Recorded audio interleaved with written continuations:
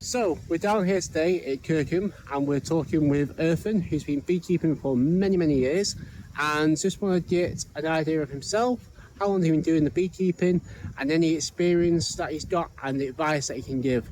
So without further ado, I'll hand you over to Erthan. It's not many years.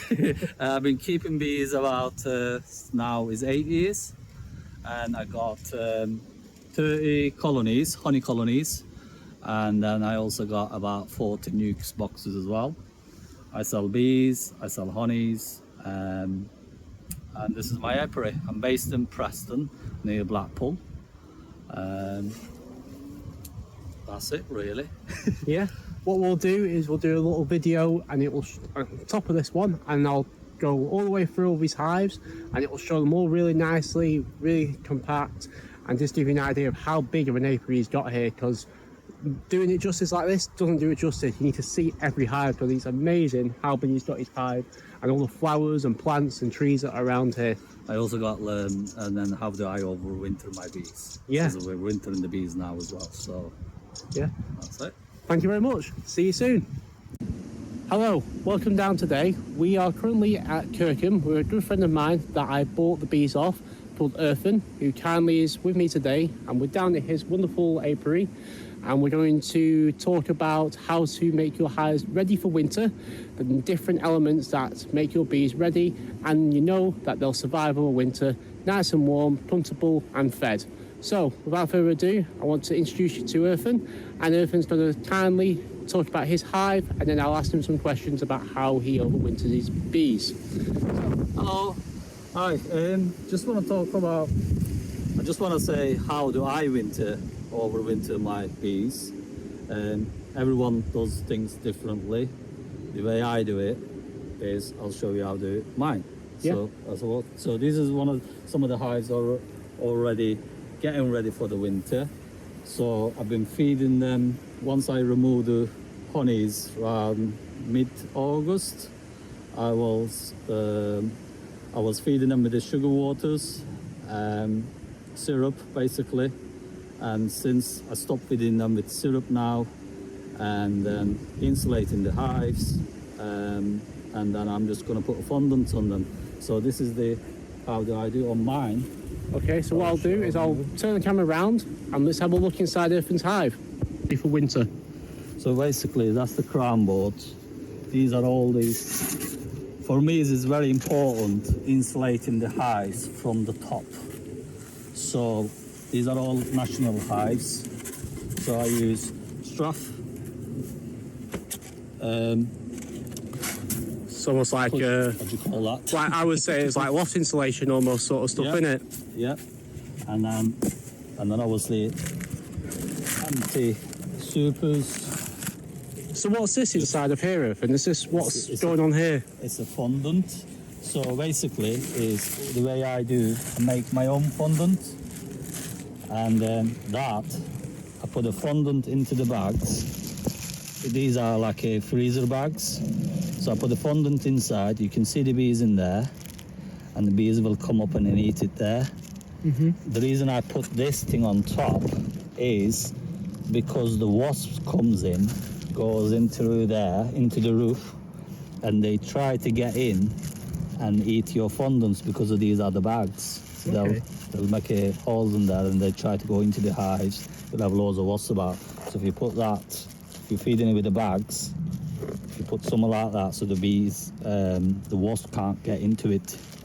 So that's why this hive basically, this is how I overwinter it. All I do now on these bees, I don't even open these bees anymore till next March. All I do, once every couple of weeks, I'll come and check it. If they have enough fondants, if they finished, I'll replace the fondant. Mm-hmm. Apart from that, I don't do anything else with the bees during the winter. So I'll leave them till March, depending on the weather. Then I'll start inspecting the bees. Yeah.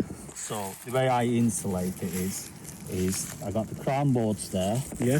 This is the insulations foam, and then the bags this is I only start doing this year because I wanted to know what bees doing in how big the bees in winter time without disturbing them. So what I do, So I put these shiny bags on top. So I take that crown board off, like that. So now, without disturbing these bees, I can see they are still alive. And you can also see them through there, how many frames they're covering. Yeah. So this is in winter time, is without disturbing them, is very way to, or you can buy a crown board, will cost you quite a lot of money, see-through crown board, and you can actually see the bees in winter time. Right, so you can get a see-through crown board. See-through crown boards, So yeah. this is basically a crown board, but it's a more cost-effective way of doing it. More cost-effective way to do it, yeah. It's only basically it's a bin bag.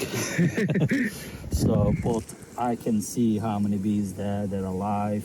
So you can see the cluster here as well when they go to cluster, without just opening the crown board, letting all the heat out. Yeah. So that's the way. And then what I'll do, basically, then I put the crown boards on top. So the crown board has the hole, same. So I make a hole where the crown board, crown board hole is on the bottom. Yeah. As you can see there. Yeah. And then the bees can go through there and eat their abundance. So they're basically double insulated on top. So again, this thing has got a hole as well, the same size, and you can see. So that keeps the heat as well inside. The bee hives usually they lose heat from the above, so you don't want to lose you don't want them to lose their heat from the above. Yeah. Really. So, and bees will cluster on top and where the heats are. So I know some people might say that causes condensations, but what I do, the bottom board, I'll take it off. Yeah. In a couple of weeks' time, and then they'll get air from the bottom. Okay. But the bees will cluster from the top. The reason I got this thing on, the tray on the bottom this time of year, is about varroa treatments. I don't really treat my bees. It's treatment-free bees, but I only treat the bees organic way with thyme oils and essential oils, to be honest. I don't use chemicals and things to treat my bees. It's just basically essential oils. I'll make my own treatments for it. Maybe we'll do another videos for that. Yeah, sounds lovely. That sounds good one to do. And I only treat them from mid-August till, I would say this time, mid-August till mid-September. And because of our natural treatments, I usually leave it till whole winter. And you can see quite a lot of varroas there have been dropped as well. There's the varroas there. If you can get too closer to these are varroas there. So do you just explain the varroas and what consequences they do to a hive and why we treat for varroa? Varroa is a pesticide, basically. It's best way to understand what varroa is for the bees. What varroa does is spreads disease into hives. Because they hang on to the bees, they damage bees' wings, they damage bees' skins, and then because bees has a damage on their skins, they'll have more disease inside their body, and they're just spreading basically disease into that's what varroa does. Yeah. It's a bit like human living with the rats on your back. Yeah. So if you're the dirty rats living on your back and spreads a disease, and a human will die. So you cannot live with the rats on your back. So that's what varroa is basically, is a rat hangs onto the bees. And if you don't treat them, it can kill the whole colony, basically. You can lose all your colony. These days, there are some bees, obviously, some people never treat the bees. So that's called treatment free, but those bees know how to treat themselves, fight with the varroas and all that. So my bees is obviously, I only help them with the essential oils to just a bit help. Rest of it they'll do it themselves. Yeah. So that's, and then I mean, you can buy chemicals and stuff treating. I mean, people treat bees in spring, end of the summer, middle of the winter, with all oxalic acid and vaporizer, that kind of stuff. But I think I only give them a hand a little bit in after the honey seasons, and the rest of it they'll learn themselves. So I see sometimes on the frames hygienic behaviors. So they're actually fighting, looking for the varroas. So that comes to another videos onto that. Yeah. So in terms of right now, because for myself, I've been feeding them sugar water for my bees. Yeah. So when do I need to stop feeding the sugar water and start thinking about feeding for the fondant? And how do you know when you're ready to feed for the fondant? And also, how many times throughout the winter do you feed fondant and keep topping up for the bees? The way I do it is, as soon as I take my honey crops off, which is usually about mid-August, or depending on the season, first week of August or second week of August, I remove my honey. As soon as I remove the honey, then I start feeding them with 1-to-1 sugar. Okay. Some people does 2-to-1. I straight go to 1-to-1. That's 1 kilo sugar, 1 liter of water, 1-to-1. 2-to-1 is 2 kilo. 2-to-1 is 1 kilo sugar, 2 liter of water. So, and as soon as I take the honey crops off, I'll put 1-to-1 sugar on. They'll have like a 2 liter, and then after that I'll give it a week. And when they finish that, and you'll have to keep checking the hives. You don't want to feed them so much, because what happens is end of August, mid-August, bees will start raising winter bees. So if you feed them so much, then what bees does, every feed you put of sugar water you put on top, they'll just take it down. Then queen won't have enough space to lay winter bees, because they clog up all the frames with your sugar water. Right. Okay. So what you want is, you want to feed it 1 week, give another week, give 1 week, don't feed them 1 week, and then that gives them a little bit time to queen lay eggs, those empty frames. Okay. And then 2 weeks later, then what I do, then I'll inspect it. I'll look at the hives. So what they done with that sugar? Do they eat in it? Do they store in it? If they store in it, how much store they have, and how much space queen has. So I do inspect it.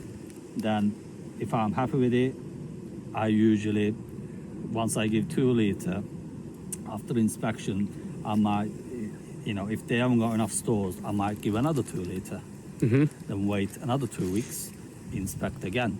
Okay. So all you do, check in the space, how much the store they have, and then basically let's take it from that, is keep checking the hives till, I would say, I think I done my last check about mid-September. So after the September, the way I do, I also have the hive as well. On the way to lift it on the side, you can feel how heavy that hive is. So you need to do a little bit hefting on the side, like that. So I can see quite heavy this hive at the moment. So I don't want to feed them again with the sugar water, because at the moment, usually what happens is mid-September, first week October, you'll get ivy starts. Ivy plants will start giving, bees will bring in pollens, nectars from ivies. So they don't really need feeding with the sugar. But what some people do is they'll just feed them. Every time they put the sugar on, liquids on top, they feed them if the bee's taking it, they just keep feeding it. If the bee's taking it, they just keep topping it up. But I don't do that. I think that's just waste of sugar or waste of sources, to be honest. I would like the bees going out, especially mid-October, mid-September, go to the ivies, bring their own pollen, bring their own nectars, to do their own stores, really, because that's better for their health than the sugar water you're giving it to them. Okay. I like them to collect more from outside the source too, because that's got more vitamins and things like that inside their own honey, really. Too. Yeah. So that's why I give them I give them 1 week 2 litre, and I'll wait a week and then check the hives. And then if I'm not happy, right, they need more, then I give more. So, and then I usually stop mid-October again, depending the hives. I mean, none of these hives got sugar water at the moment. They're all got a fondant. I usually put a fondant on top, and then they'll take it whenever they need it. So I put this about really 2 weeks ago. There's only about 1 kilo fondants there, and they not even take half of it. So that shows they got plenty down there and plenty source coming from outside. Yes. So they don't really need, 10 kilo sugar syrup onto it.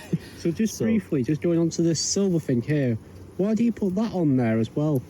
This is for insulations. It keeps the heat inside. So it's just if you don't put this on, usually the heat will go through this box. It's just all it is basically. It's a plywood. Yeah. So this will keep the bees nice and warm on top, so they don't lose the heat. Usually hives lose the heat from the above. Yeah. It's like, think about like a house. If you have a house and then you haven't got a roof, that heat will go up. Yeah. So that's why I keep that. It's important to keep the hives warm throughout the winter, because bees have to keep this hive and the babies and themselves warm throughout the winter. So they usually keeps it around, I would say, about 28 degrees and 25 degrees, something like that. It's quite impressive, that. Yeah, they have to keep it warm themselves. I mean, a lot of people, if you think about wild bees, they don't have any of these things. But if you're wild bees, ideal conditions, they live in inside the trees. They only have a little entrance, and they keep it, obviously, they keep themselves warm in there. Yeah. So in a lot of these hives, obviously, it's not a tree, it does need insulation, really, in my opinion, too.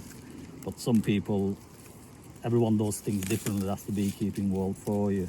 Yeah. Some people leave that holes open and they insulate a little bit like that, and they make a hole there, and the idea behind is condensation will go up, so they don't have like a condensations into hive. So, but to me, I done that before, and what bees does, they usually close that up. Right. They'll propolize and close it. Right, okay. So that tells you something. The bees doesn't want any, they don't want any holes from the top. Yeah, because that just made me think, because I've got one of the larger feeders on top of mine. Yep. And the larger feeder, I've just thought about it now, covers both of the both of the holes. All, because the bees knows that they lose the heat from the top. They'll just propolize it. Yeah. So that's why, they tell you I don't want any airs going through the roof. So that's it just helps them to basically, that keeps it nice and warm to that. And the bin bag is all I wanted to know. Usually some people doesn't use that. You can just have a crown board. If you don't have that, you don't have to have the bin bag. Just have a crown board and some sort of installation on top, and then put a fondant on top. That'll do for them. But I like to see them in winter time without disturbing them, without they losing the heat as well. Yeah. So I can come back in January, I can slightly move this off, and then I can see the cluster there. At least I can see they're still alive. Yeah, of course. Yeah. So that's the whole idea behind. Really, I use that bag. Or if you got obviously I got over 30 hives here.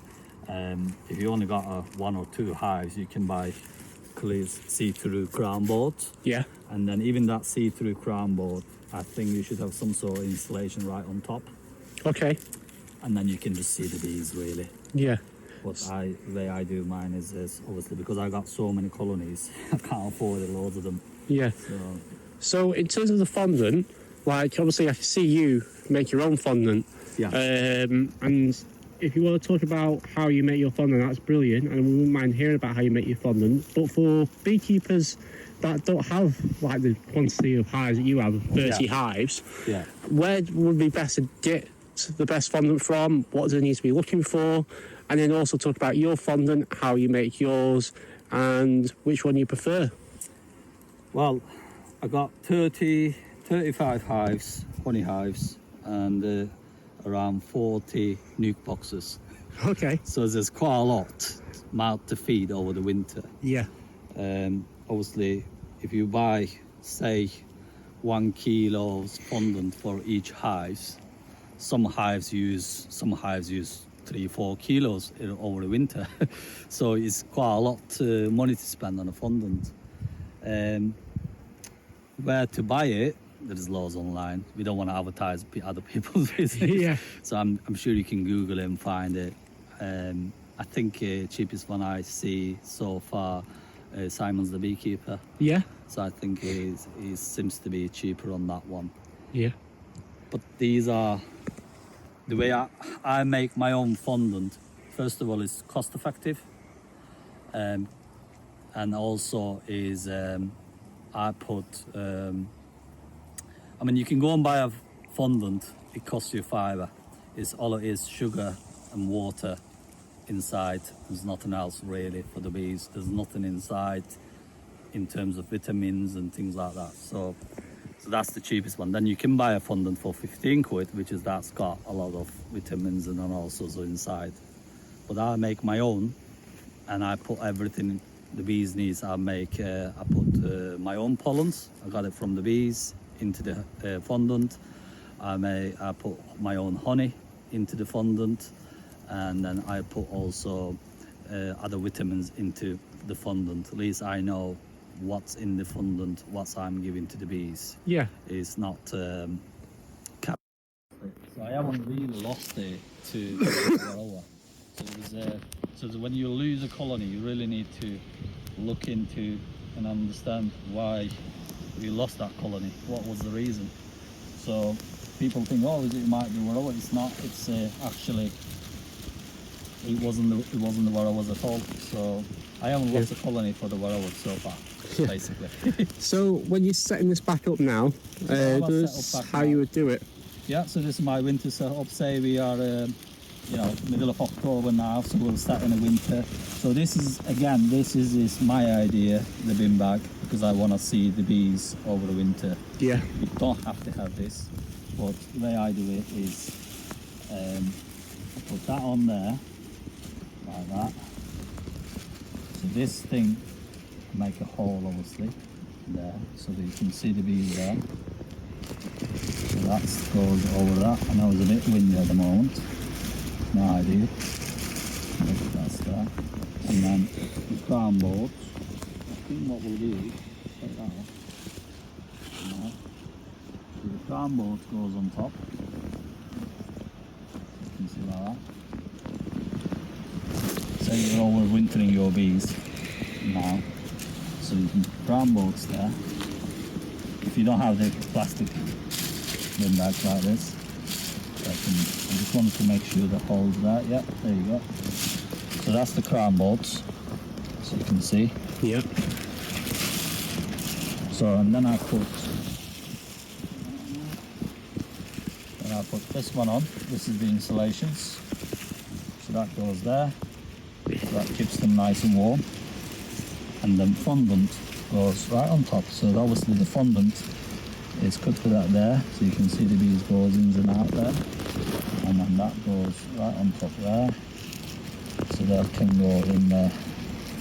The reason is that they are in these kind of bags is, say, if those bees you think they are trapped there, they're not, so they can go down there anyway, but you make a hole, they can chew these bags. So if they get stopped, for example, they can chew it way through, then they can go back into the hives. Okay. Yeah. So you don't want to use like a very thick bags because they can't chew it. These are tin freezer bags, I would call them, and the bees can chew that through way out. So they can make that hole the way they want, bigger or small or how they want it, so they can chew it through. So that's my. So then I put, if you don't have egg, then you can put empty supers. This is my empty supers. Some of the hives got eggs, I don't have enough of them. So the way obviously I'll put this bin bag there like that. So it's the insulations. You don't want this bin bag flying about with the winds, disturbing the bees. So I put that there. So that's giving them a little bit more extra insulation as well. So that's that. You can see the bees there, nice and warm.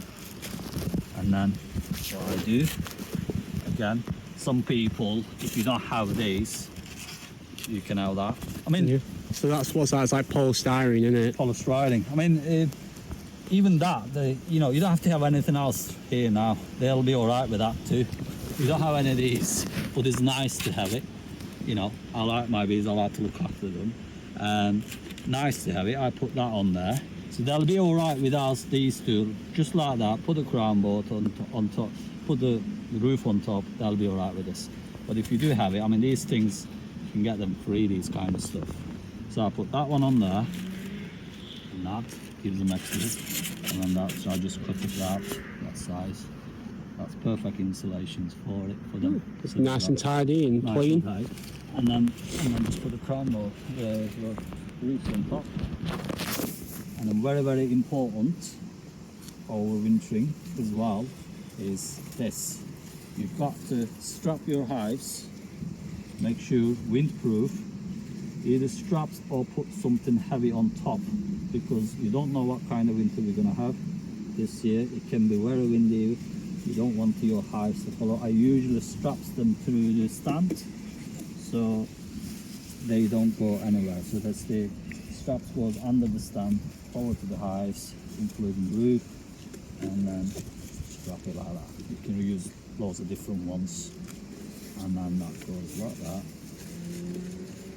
Oh, I forgot to put my whatever equipment crown on. So what I'll do, just clean, give that another clean like that. So I would like to keep these, but I will take that off in 2 weeks time. I just want to see how much dropping going on.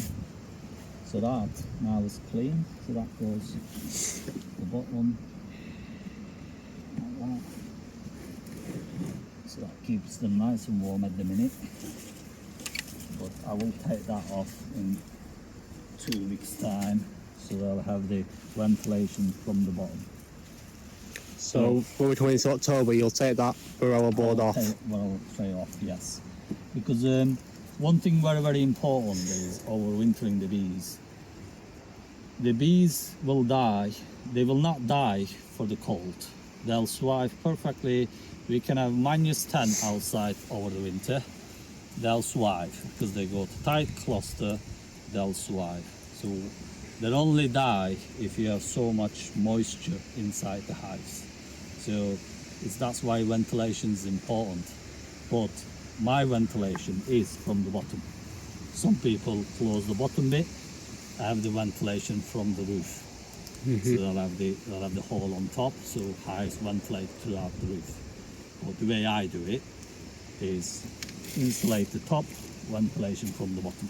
Yes. But what you don't want to do is insulate the top, insulate the bottom, all hives. Put a bin. People put bin bags, wraps the hives, and that kind of stuff. That will create condensations. Condensation will kill the hives, moisture basically. So that creates germs, that creates mold inside the hives. That just disaster. So you do need to have a ventilation on the hive, and you do not want to, wrap it, or I think this is the best way to do it, to be honest. No, that's thank you. So Thank you for explaining that today with us today, Erthan. thank you.